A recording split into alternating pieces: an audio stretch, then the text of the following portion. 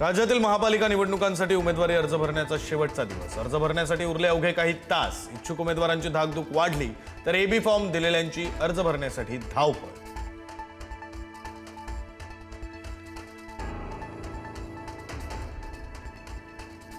मुंबईमध्ये शिवसेना भाजपचं जागा वाटप अखेर ठरलं। शिंदेची शिवसेना 90 जागांवर तर 137 जागांवर भाजपचे उमेदवार। आज महायुतीचे सर्व उमेदवार अर्ज भरणार।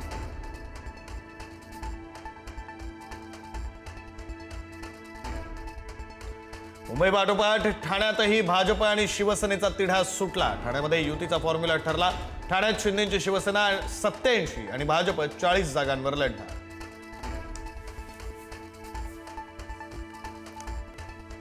पुण्यातही शिवसेना आणि भाजप युतीवर शिक्कामोर्तब। पुण्यात भाजप 140 जागा लढणार तर शिवसेनेला 16 आणि आरपीआय 9 जागा।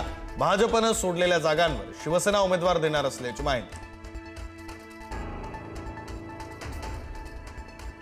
ठाकरेंच्या शिवसेनेकडून आतापर्यंत 81 उमेदवार जाहीर। किशोरी पेडणेकरांना उमेदवारी जाहीर। ठाकरेंच्या शिवसेनेकडून मिलिंद वैद्य, विशाखा राऊतांनाही उमेदवारी।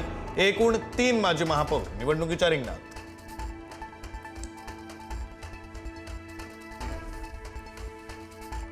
शिंदेच्या शिवसेनेमध्ये अंतर्गत जागांमध्ये रस्सीखेच कायम। दादरच्या वॉर्ड क्रमांक 192 साठी चढाओढ। प्रकाश पाटणकर आणि अक्षता तेंडुलकर या दोघांमध्ये तिकिटासाठी स्पर्धा।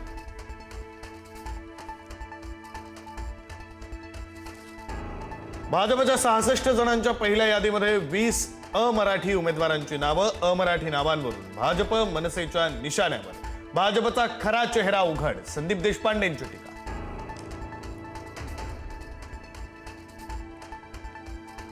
मुंबई महापालिकेसाठी भाजपनं उमेदवारी यादी जाहीर करताच नाराज नाट्य। रवी राजा यांना उमेदवारी दिल्यानं धारावीतील भाजप कार्यकर्त्यांची वसंत स्मृती कार्यालयासमोर निदर्शन।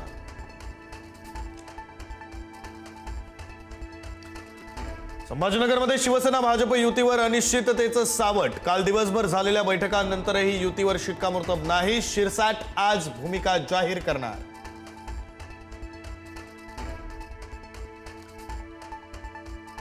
बंडखोरी टाळण्यासाठी नाशिकमध्ये भाजप आज दुपारी 2 वाजता एबी फॉर्म वाटणार। अंतिम झालेल्या उमेदवारांना कार्यालयात बोलवून दिले जाणार एबी फॉर्म।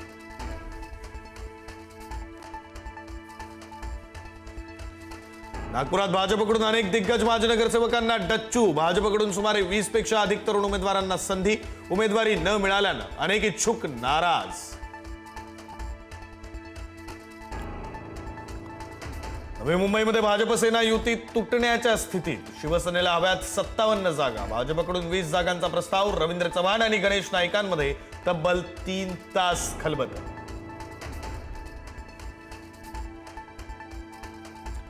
अखेर नाशिकमध्ये महाविकास आघाडीत समझोता। भाजपच्या पराभवासाठी महाविकास आघाडीतील पक्ष एकवटले। रखडलेल्या 13 जागांचा तिढाही सुटल्याची माहिती।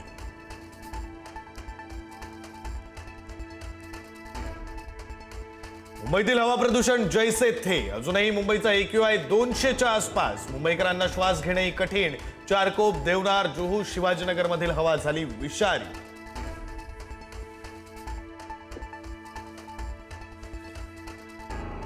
भांडूप रेल्वे स्थानकाजवळ भीषण अपघात। बस मागे घेताना चालकाचं नियंत्रण सुटलं। बसनं प्रवाशांना चिरडलं।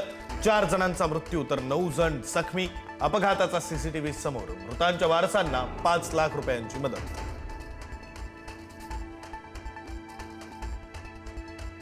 जालन्याच्या जाफराबाद शहरामध्ये 2 गटात राडा। एकमेकांना लाथाबुक्क्यांनी मारहाण। मारहाणीचं नेमकं कारण अद्याप स्पष्ट।